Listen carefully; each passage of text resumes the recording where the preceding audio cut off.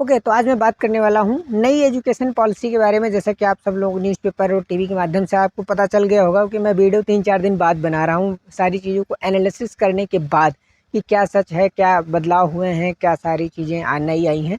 तो आज हम बात करेंगे कि न्यू एजुकेशन पॉलिसी के बारे में, क्या क्या हमारे ऊपर इफेक्ट करेगा, क्या बच्चों के करियर पे इफेक्ट करेगा, कितना बदलाव आएगा एजुकेशन सिस्टम में, कुछ हुआ भी है या बस ऐसे ही मतलब नई चीज़ों का सिर्फ नाम बदल दिया गया है। बहुत सारी चीज़ें हैं, तो वीडियो में बने रहिए। मैं हूं लोकुश और आप देख रहे हैं लोकुश यादव ब्लॉग्स। तो सबसे पहले बात करें तो ये जो पॉलिसी आई है इतना लेट क्यों आई, ये सारी चीज़ें पहले क्यों नहीं हो जाना चाहिए था। ठीक है, ऐसे तो हम में बहुत पहले इम्प्रूवमेंट कर लेना चाहिए था, पर चलो ठीक है, कोई बात नहीं। देर आए दुरुस्त आए, ठीक है, कुछ बदलाव तो करके आए, ठीक है, वो चीज़ करना था वो करके आए, ठीक है। अब देखो नई पॉलिसी जो आई है इसके हिसाब से क्या होगा कि जैसे कि पहले जो सिस्टम था कि 1 to 5, 5 के बाद 8 तक, 8 से फिर 9 10 फिर 10+2, ये ऐसा था। लेकिन वो चीज़ें अब सर्कुलेशन चेंज होगी। अब आपका 3 साल प्री प्राइमरी में जाएगा, उसके बाद फिर फर्स्ट से थर्ड, और आपका एग्जामिनेशन का पैटर्न बदल गया। आप ये देखो कि अब आपको परीक्षा सिर्फ थर्ड क्लास में देनी पड़ेगी और फिफ्थ क्लास में देनी पड़ेगी, ठीक है। उसके बाद फिर आपको 6 से लेके फिर 8 में परीक्षा देनी पड़ेगी, ठीक है। बस परीक्षा ही नहीं रही, और बाकी चीज़ इंटरनल के आधार पर प्रमोट कर देंगे। मतलब क्या है यार, एजुकेशन सिस्टम इससे इम्प्रूव हुआ कि हमें तो लगता है कि क्या करेंगे, कुछ नहीं। अब आप एनालिसिस करके दिखाओ कि क्या होने वाला है। देखो बच्चों में हर साल जब एग्जाम होता है तो ये क्यूरियोसिटी बनी रहती है कि हाँ हमको स्कोर करना है, अच्छा स्कोर करना है। जब बात तुम कह रहे हो कि 3 साल परीक्षा नहीं होगी सिर्फ प्रमोशन करेंगे, मतलब क्या है यार, मतलब क्या बदलाव लाए हो क्या। और ये कह रहे हैं कि एजुकेशन के साथ साथ अलग जो कैरियर फील्ड है, जैसे कि शिक्षा विभाग हो गया, या फिर मतलब कानूनी क्षेत्र हो गया, या मेडिकल से फिट क्षेत्र हो गया, या फिर मतलब सामाजिक जो है, मतलब क्या बोलते हैं इसको यार, मतलब पॉलिटिक्स, ये सब चीज़ें हैं। इन सब चीज़ों को एक्वायर कर रहे हैं उसके साथ। तो इसमें क्या नया चीज़ है यार, बंदा जाता है ग्रेजुएशन करने के बाद खुद ही सब्जेक्ट चूज कर लेता है कि हमें मतलब पॉलिटिशियन बनना है कि क्या बनना है, मतलब हमें साइंटिस्ट बनना है, बीएससी करेगा, या फिर हमें गवर्नमेंट जॉब करनी है तो वो बीए बीएससी बीकॉम करके मतलब ग्रेजुएशन कंप्लीट करेगा। इसमें क्या नया है, ठीक है। तो ये तो रहेगी बात, ठीक है। चलो हम आगे बात करते हैं। जैसे कि मान लो एक चीज़ इन्होंने ये अच्छी कर दी, जैसे कि मान लीजिए अगर आप ग्रेजुएशन कर रहे हैं, ठीक है, या बीएससी कर रहे हैं, या बीटेक, कोई मतलब टेक्निकल कोर्स कर रहे हैं, ठीक है, 4 साल या 3 साल की डिग्री है। बीच में आपको कोई प्रॉब्लम आ जाती है, लैक ऑफ फाइनेंशियल, या फिर कोई मेडिकल कंडीशन, या फिर कुछ और भी, मतलब आपका पर्सनल मैटर हो कुछ भी, जिससे कि आप कंटिन्यू नहीं कर पा रहे हैं। 3 साल की डिग्री है वो आप बीच में छोड़ना चाहते हैं, या 4 साल की डिग्री बीच में छोड़ना चाहते हैं। तो एक ये हमें अच्छी बात लगी कि अगर आपने 1 साल कंप्लीट किया है तो आपको ये उसका सर्टिफिकेट कोर्स दे देंगे, हाँ आपने 1 साल का सर्टिफिकेट कोर्स कर रखा है, चाहे वो बीटेक हो टेक्नीशियन का या फिर बीएससी का हो, ठीक है। और अगर आपने 2 साल कंप्लीट कर लिया फिर आपको डिप्लोमा का सर्टिफिकेट दे देंगे। आपकी वो टाइमिंग, वो डिग्री, पैसा वेस्ट नहीं जाएगा। जैसा कि पहले होता था, अगर 3 साल का कोर्स है आपने पूरा किया तो किया, नहीं तो फिर बेकार गया, ठीक है। लेकिन अब वो ऐसा नहीं है। अगर आपने 1 साल का कर लिया तो आपको सर्टिफिकेट कोर्स मिल जाएगा, हाँ आपने 1 साल पढ़ाई की है, मतलब हमारे पास ये आपको सर्टिफिकेट। और 2 साल का अगर आपने कंटिन्यू कर लिया फिर आपको डिप्लोमा दे देंगे, ठीक है। और 3-4 साल मतलब थर्ड ईयर या फोर्थ ईयर में अगर आप कंप्लीट करते हैं तब जाके आपको डिग्री मिलेगी, हाँ आप एक डिग्री होल्डर हैं। ये चीज़ हमें न्यू एजुकेशन पॉलिसी में थोड़ी अच्छी लगी। और साथ साथ बात करें तो एक चीज़ और कह रहे हैं कि करियर के साथ साथ और सारे, जैसे म्यूजिक है, आप मतलब साइंस साइड के स्टूडेंट हो तो साथ में म्यूजिक की पढ़ाई कर सकते हो, ये अब वैलिड मानी जाएगी, ठीक है।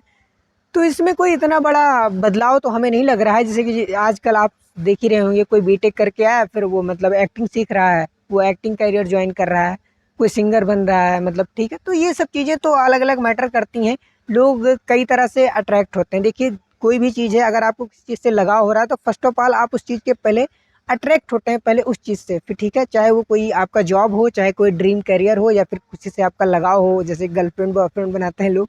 तो पहली चीज़ लोगों के प्रति अट्रैक्ट होते हैं, फिर जाके आगे लव हो, मतलब जो कुछ भी है करियर से संबंधित ही ले लीजिए, आपको अपनी जॉब से प्यार हो रहा है या अपने फील्ड से प्यार हो रहा है, तो पहले आप उस चीज़ के प्रति अट्रैक्ट होते हैं। क्यों होते हैं, देखिए अगर आपको मान लीजिए सपोज दैट आप एक इलेक्ट्रिकल फील्ड में हैं, बीटेक कर रहे हैं, ठीक है, और आपको एक्टिंग अच्छी लगने लगी कि हाँ यार ये तो मुझे लगता है कि कुछ करना भी नहीं है, मतलब 4 बार गए गाना गा दिए और पैसे अच्छे खासे, मतलब करना कुछ नहीं, साथ में एंजॉयमेंट है और पैसे भी मिल रहे हैं पिक्चर। तो वो मेंटालिटी बदल जाती है लोगों की कि क्या करेंगे इतना पढ़ाई करके, इतना दिमाग खपा के, ठीक है। तो वो सारी सिचुएशन जो है वो अट्रैक्शन की वजह से बनती है। तो ये तो चलो ठीक है, ये एक अच्छी बात है। जैसे अगर कोई थर्ड फोर्थ फिफ्थ सिक्स में बच्चा पढ़ रहा है और अगर उसको टैलेंट कुछ नज़र आ जाता है कि हाँ यार ये बच्चा मतलब कुछ कर सकता है अलग फील्ड में जाके, इसको मैथ में हमें नहीं घुसाना चाहिए, ठीक है, साथ साथ ही तो वो साथ-साथ कोर्सेज़ चलेंगे। ये ऐसा नहीं कि आप मैथ छोड़ के फिर उधर ही मिक्सअप कर जाओगे। जैसे पहले होता था कि काफ़ी कोर्सेज़ जो सिटीज़ में कॉलेज हैं वहाँ ऐसे ही होता है कि आपके कॉलेज की जो पढ़ाई चल रही है स्कूल की, उसके साथ-साथ एक करिकुलर एक्टिविटी, जैसे कि आप गेमिंग में अच्छे हैं तो आपको गेम का साथ एक लगा देंगे कि गेमिंग लगा दीजिए, वो सब्जेक्ट चेंज हो जाता था।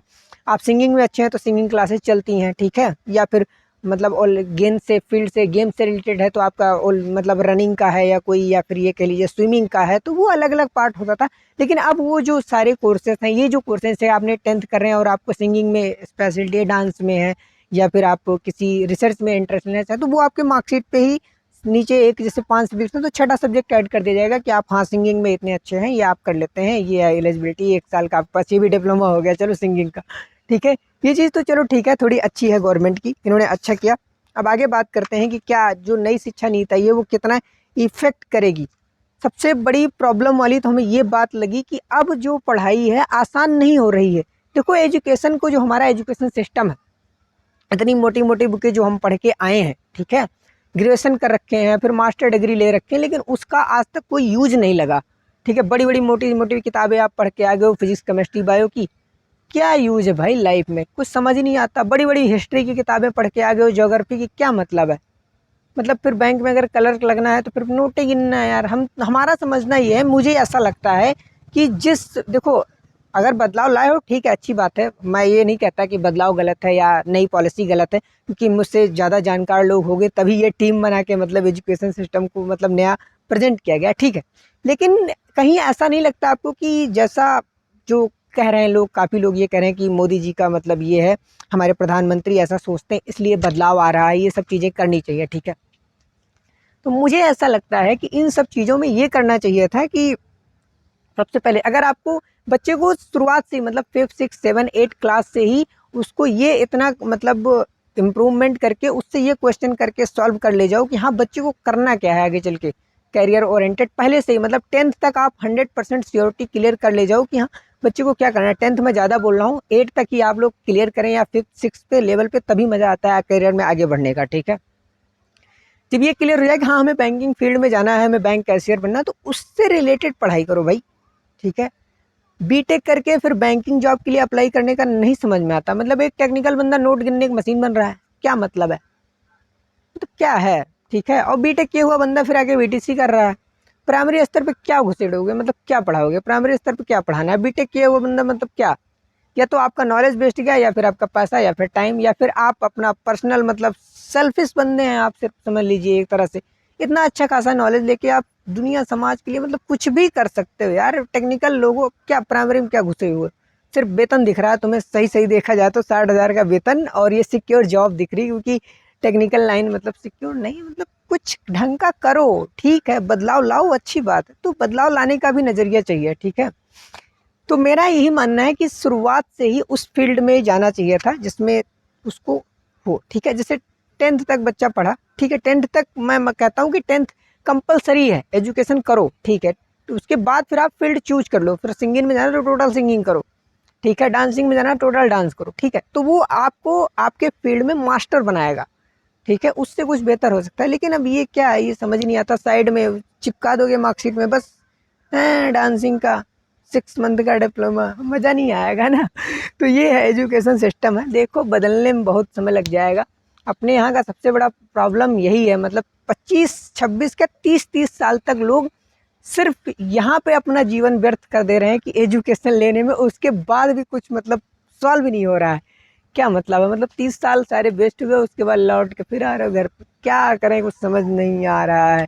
गोल क्लियर ही नहीं है, 30 साल पहले भी नहीं क्लियर था और आज भी नहीं क्लियर है। आधा जीवन तो इसी में निकल गया। अब क्या करोगे अपने लिए, अपने करियर के लिए, फैमिली के लिए, मेंबर के लिए, सोसाइटी के लिए, समाज के लिए, क्या करके जाओगे, कैसे? मतलब ये सब बहुत सारी चीज़ें, लेकिन सब कोई नहीं समझ सकता ना। और समझते हैं, जब तक समझते हैं तब तक काफ़ी देर हो जाती है, ठीक है। अब बात करते हैं, देखो कई सारे टफ हो गए। देखो एजुकेशन कितना टफ कर रहे हो, ये क्यों बोल रहे हो यार? देखो इतना मतलब इजी है तब तो कोई पढ़ना ही नहीं चाहता। ग्रेजुएशन में 80% बच्चे क्लास नहीं लेना चाहते, क्यों? इतना इजी है तब। और अब देखो क्या हो रहा है, अब आपको 12th के बाद अगर ग्रेजुएट होना है तो आपको एक एंट्रेंस एग्ज़ाम देना पड़ेगा। पूरे यूपी में जितने कॉलेज हैं, या पूरे आई थिंक स्टेट में करेंगे, या फिर या हो सकता है पूरा कंट्री के हिसाब से करें या स्टेट वाइज ज़्यादातर करेंगे, मुझे यही आंकड़ा है। आपको एक एंट्रेंस देना पड़ेगा, अगर उसमें आप पास आउट हुए तब आप ग्रेजुएट में एडमिशन ले सकते हो, बीए, बीएससी, बीकॉम, बीटेक कहीं भी। जैसा कि अभी तक सिर्फ मेडिकल और ये बीटेक वगैरह कोर्स में ही एंट्रेंस एग्जाम होता है अच्छे कॉलेजेस में एडमिशन लेने के लिए। लेकिन अब आपको अगर बीए भी करना है 12th के बाद, तब भी आपको एंट्रेंस एग्जाम देना पड़ेगा। क्या है मतलब, अब लोग सिर्फ 12th ही पढ़ेंगे और नहीं, अब तो हमको नहीं लगता ये एंट्रेंस निकाल पाएंगे, ठीक है, जो सिचुएशन है। तो अब एकदम से मतलब अभी तक तो ये था कि डिग्री भी रहती थी, हाँ चलो ठीक है ग्रेजुएट है, अब तो एकदम अंगूठा छाप ही रहना है, ठीक है। चलो ये थोड़ा लगा, तो इसकी वजह से आई थिंक लगता है कुछ होना चाहिए। पता नहीं, आप बताओ कमेंट करके क्या होगा क्या नहीं होगा। और सुनिए, अब 12th तक के जो बोर्ड के एग्ज़ाम थे वो एकदम, अभी तक ये कहा जाता था कि जीवन का सबसे टफ एग्जाम जो है वो 10th 12th ही है, अगर निकल गया तो निकल गया, ठीक है, तब तो समझ लीजिए आप मेहनत कर रहे हैं। और बच्चे 10th 12th तक की मेहनत भी करते हैं, उसके बाद तो सोचते हैं यार छोड़ो डिग्री में क्या रखा है, बीए, बीएससी, बीकॉम में, कह रहा है तो हम आसानी से कर ले जाएंगे, ठीक है। लेकिन अब 10th 12th के भी एग्जाम की कोई वैल्यू नहीं रहेगी, उसका भी कोई मतलब अब इतना बोर्ड एग्जाम टफ नहीं रहेगा। अब आपको ऑब्जेक्टिव क्वेश्चन मिलेंगे, मतलब 100 नंबर का क्वेश्चन टिक लगाते चले जाओ, बस कुछ काम खत्म। मतलब आपको नॉलेज नहीं लेना, बस आप टिक लगाने पे डिपेंडेंट रह गए, अब आप उस पर आधारित हैं बस। तो ये भी हमें समझ नहीं आया। 10th 12th के जो बोर्ड एग्जाम थे वो बोर्ड एग्जाम होंगे, लेकिन वो ऑब्जेक्टिव होंगे, ठीक है। अब उसमें आपको भारी भरकम 3 घंटे का क्वेश्चन पेपर नहीं लिखना पड़ेगा, ठीक है। और बात करें तो क्या बदलाव आया है इसकी वजह से, ठीक है। अब देखिए इससे क्या फ़ायदा हुआ क्या नुकसान हुआ वो तो हम नहीं बता सकते हैं, अब आप खुद बताओ कितना इफेक्ट करेगा न्यू एजुकेशन पॉलिसी आपके करियर पे या आपके बच्चों पे या आने वाली पीढ़ी पे, वो आप बताओ। कुछ कहीं कहीं हमको तो कुछ स्टेप अच्छे लगे, कुछ समझ में आते हैं कि हाँ ये होना ज़रूरी था, लेकिन कुछ स्टेप तो हमें एकदम बेकार लगे। अगर कर ही रहे थे बदलाव तो ढंग का करना चाहिए था यार, क्या है मतलब, बदलाव भी कर रहे हो कोई फ़र्क भी ना पड़े तो बस नाम वही रह जाएगा कि सारे क्या बोलते हैं उसको यार, मतलब सारे काम, और मतलब समझ नहीं आ रहा उसको कैसे मैं कहूँ, किस उसमें रिलीव करूँ। जैसे ये होता ना कोई भी, जैसे कि सपोज मान लो डायल 100 ही था, ठीक है, अब वो 112 हो गया, मतलब सेवाएं वही है, सिर्फ नाम बदल जाएगा। तो एजुकेशन सिस्टम वही है, सिर्फ नाम बदल गया और कुछ नहीं हुआ है। तो बस ये हो जाएगा कि हाँ इस गवर्नमेंट में इतने साल बाद, जैसे कि टीवी एंकर वाले बहुत मतलब अपना एक्सपोज करके बता रहे हैं, बस 3 साल बाद बदलाव हुआ नई शिक्षा पीढ़ी में, मतलब क्या है, कुछ तो नहीं हुआ, कितना इतना काहे उछाल रहे हो, मतलब कोई न्यूज़ नहीं है बताने के लिए। तो बस उम्मीद करते हैं वीडियो आपको काफ़ी हेल्पफुल लगा होगा, और अगर आपको वीडियो अच्छा लगा हो तो आप वीडियो में लाइक शेयर एंड सब्सक्राइब कर लीजिएगा चैनल को। और मैं मिलता हूँ नेक्स्ट एपिसोड में, तब तक के लिए thank you and bye bye and take care.